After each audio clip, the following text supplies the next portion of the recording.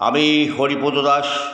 আমার স্বরচিত একটি লেখা তিলোত্তমা কলকাতা।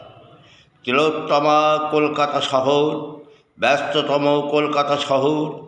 ভোরের আলো ফোটার সাথে সাথেই হাজারো হাজারো মানুষের কর্মব্যস্ততায় এক প্রান্ত থেকেই অন্য প্রান্তে ছোটাছুটি। দিনরাত বিরাম নেই কর্মজীবন। শহরে ছুটে চলেছে হাজারো হাজারো নানান গাড়ি। প্রতিদিন লেগেই চলেছে যানজট। আবার এর মধ্যে চলেছে বিভিন্ন রাজনৈতিক দলের মিটিং মিছিল। নিমিষের মধ্যে জনজীবন বিঘ্ন হয়ে যায়। কলকাতা শহর স্তব্ধ। থেমে নেই তিলোত্তমা কলকাতা শহর। রাতেই শহরকে দেখে মনে হয় কলকাতা শহরের বুকে ফুটে উঠেছি কত রকম আলোর ফুলঝড়ি।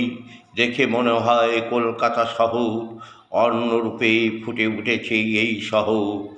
তাই তো আমাদের তিলোত্তমা কলকাতা শহর। নমস্কার।